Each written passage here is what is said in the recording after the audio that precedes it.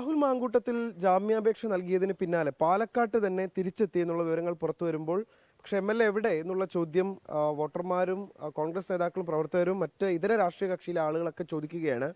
രാഹുൽ അദ്ദേഹത്തിന്റെ ജാമ്യാപേക്ഷയിൽ പറയുന്നത് ഇതൊരു BJP CPM തിരക്കഥയാണ്, ഇരയാക്കപ്പെട്ട പെൺകുട്ടിക്ക് ഒരു BJP പശ്ചാത്തലമുണ്ട് എന്നൊക്കെയാണ്.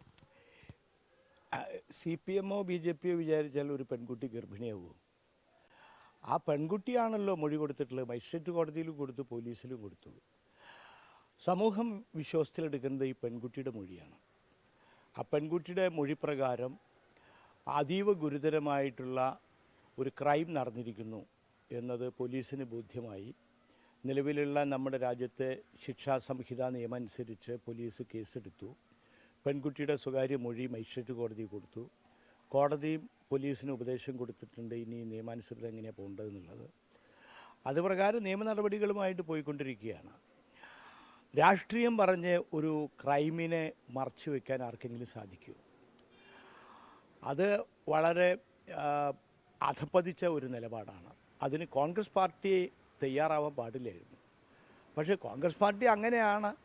കാരണം ഇതിപ്പോൾ അവസാനത്തെ ഒരു ഉദാഹരണമാണ് എന്ന് ആരും വിചാരിക്കേണ്ട. എനിക്ക് തോന്നുന്നത് നിങ്ങളൊക്കെ ജനിക്കുന്നതിന് മുമ്പ്, നിങ്ങളന്നൊക്കെ ജനിച്ചിട്ടുണ്ടാവുമോ എന്ന് എനിക്ക് സംശയമുണ്ട്. കുറേ വർഷങ്ങൾക്ക് മുമ്പ് ഡൽഹിയിൽ ഇതേപോലെ സമാനമായിട്ടുള്ളൊരു സംഭവം ഉണ്ടായിരുന്നു. യൂത്ത് കോൺഗ്രസിൻ്റെ ഒരു അഖിലേന്ത്യാ ജനറൽ സെക്രട്ടറി ആയിരുന്ന ഒരു ലേഡി, അവരുടെ പേര് നൈന സാഹിനി എന്നാണ്. അവരെ യൂത്ത് കോൺഗ്രസിൻ്റെ തന്നെ ഒരു സഹപ്രവർത്തകൻ, നേതൃത്വത്തിലുള്ള ഒരു സഹപ്രവർത്തകൻ ഇതുപോലെ അവർ ഗർഭിണിയാവുകയും വിവാഹം കഴിക്കണം എന്ന് അവർ സ്വാഭാവികമായിട്ട് ആവശ്യപ്പെടുകയും ചെയ്തപ്പോൾ അവരെ ഡൽഹിയിലെ കേരള ഹൗസിൻ്റെ പിന്നിലത്തെ ഒരു ഹോട്ടലാണ്, അവിടെ ഇപ്പോൾ വലിയൊരു 5 സ്റ്റാർ ഹോട്ടലാണ് വന്നിട്ടുള്ളത്. അന്ന് അവിടെ തണ്ടൂരി ഭക്ഷണമൊക്കെ കൊടുത്തിരുന്ന ഒരു ഹോട്ടലായിരുന്നു. ആ ഹോട്ടലിൻ്റെ തണ്ടൂരി അടുപ്പിലിട്ട് ചുട്ട് കരിച്ച് ചാരമാക്കി. അപ്പോൾ ഇത് കോൺഗ്രസിനെ സംബന്ധിച്ച് ഇതൊരു പുതിയ കഥയല്ല. അങ്ങനത്തെ ക്രൂരമായിട്ടുള്ള സ്ത്രീവിരുദ്ധമായിട്ടുള്ള ക്രൂര പ്രവർത്തനങ്ങൾ കോൺഗ്രസ് തുടർന്നുകൊണ്ടിരിക്കുന്നു.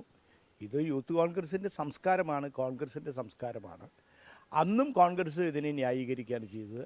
എന്നും കോൺഗ്രസ് സ്ത്രീവിരുദ്ധ പ്രസ്ഥാനമാണ്. സാംസ്കാരികമായി അവരെ ഒരു അധപ്പതിച്ച രാഷ്ട്രീയ പാർട്ടിയാണ് കോൺഗ്രസ് പാർട്ടി. രാഹുൽ പാലക്കാട്ട് ഉണ്ട് എന്ന് വിവരം ലഭിക്കുന്നു. രാഹുലിനെതിരെ പ്രതിഷേധങ്ങൾ തുടരാനാണോ നിലവിലെ CPM തീരുമാനിക്കുന്നത്? ഇനി എന്തിനാണ് പ്രതിഷേധിക്കുന്നത്?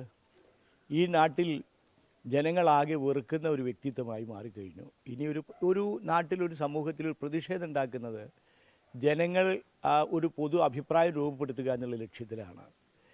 ഇദ്ദേഹം ഇപ്പോൾ പാലക്കാട് ജനങ്ങളുടെ മനസ്സിൽ MLA ആയിട്ടില്ല. സാങ്കേതികമായിട്ട് MLA ആയിട്ട് തുടരുന്നത് നമ്മുടെ RP ആക്ടിൻ്റെ ദൗർബല്യം കൊണ്ട് മാത്രമാണ്. RP ആക്ട് ജനപ്രാതിനിധ്യ നിയമത്തിൽ നമ്മുടെ രാജ്യത്തുള്ള വലിയൊരു ബലഹീനത, വോട്ട് ചെയ്യാൻ മാത്രമേ വോട്ടർക്ക് അവകാശമുള്ളൂ. ചെയ്ത വോട്ട് തിരിച്ചെടുക്കാൻ വോട്ടർക്ക് അവകാശമില്ല. ആ ഒറ്റ സാങ്കേതിക കാരണം കൊണ്ട് ഇദ്ദേഹം ഈ MLA എന്നുള്ള പദവി ഓഫീസ് തുടരുന്നു എന്ന് മാത്രം. അതിൻ്റെ അപ്പുറത്ത് ജനഹൃദയങ്ങളിൽ അദ്ദേഹമില്ല. ജനങ്ങളുടെ വെറുക്കപ്പെട്ട സ്ഥാനത്തായി കഴിഞ്ഞു. അതുകൊണ്ട് ഇനി അങ്ങനത്തെ ഒരു ആവശ്യമുണ്ടെന്ന് തോന്നുന്നില്ല. ഞാൻ അദ്ദേഹത്തിന് അപ്പോൾ ഒളിവിൽ കഴിയാൻ കോൺഗ്രസിന്റെ സഹായം കിട്ടുന്നുണ്ട് എന്നങ്ങ് മനസ്സിലാക്കുന്നുണ്ടോ? കോൺഗ്രസ്സാണ് അദ്ദേഹത്തെ രക്ഷിച്ചുകൊണ്ടിരിക്കുന്നത്. കോൺഗ്രസ് ഈ ഇത്തരം അശ്ലീല കാര്യങ്ങളെ മുഴുവൻ സംരക്ഷിക്കുന്ന ഒരു പാർട്ടിയാണ് കോൺഗ്രസ് പാർട്ടി. ജനങ്ങളത് മനസ്സിലാക്കുന്നുണ്ട്. സമൂഹം അത് മനസ്സിലാക്കുന്നു. കോൺഗ്രസ് ഈ വിധത്തിലുള്ള ക്രിമിനലുകളെ സംരക്ഷിക്കുന്ന പാർട്ടിയാണ് കോൺഗ്രസ് എന്ന് പൊതുസമൂഹം മനസ്സിലാക്കുന്നു. ഇപ്പോൾ രാഹുലിനെതിരെ കേസെടുത്തിട്ട് 24 മണിക്കൂർ കഴിഞ്ഞു. രാഹുലിനെതിരെ കണ്ടെത്താൻ കഴിഞ്ഞിട്ടില്ല. പോലീസിനൊരു മെല്ലെപ്പോക്ക് ഇതിൽ സംഭവിക്കുന്നുണ്ടോ? ഇത് പോലീസ് ചെയ്തോളും. കോടതിയുണ്ട്, പോലീസുണ്ട്. പോലീസ് ആ കാര്യത്തിൽ ചെയ്തോളും. പോലീസ് വളരെ മിടുക്കന്മാരായിട്ടുള്ള പോലീസാണ് കേരളത്തിൽ. അതൊക്കെ അതിൻ്റെ സമയത്ത് നിയമ നടപടികൾ അവർ കൈക്കൊള്ളും. അതിലൊരു സംശയവുമില്ല. എന്തായാലും പാലക്കാട്ടുകാർ ഇപ്പോൾ നിലവിലത്തെ സാഹചര്യത്തിൽ അവരുടെ MLA വെറുക്കപ്പെട്ടു കഴിഞ്ഞു. ഇനി എത്രയും വേഗത്തിൽ ഒരു രാജി നടപടിയിലേക്ക് കടക്കുകയല്ലാതെ മറ്റു വഴികൾ ഇല്ല. കോൺഗ്രസ് ആണ് ഇപ്പോഴും രാഹുലിനെ സംബന്ധിച്ചിടത്തോളം പിന്തുണ നൽകുന്നത് എന്നാണ് ശ്രീ NN കൃഷ്ണദാസ് പറഞ്ഞു വെക്കുന്നത്.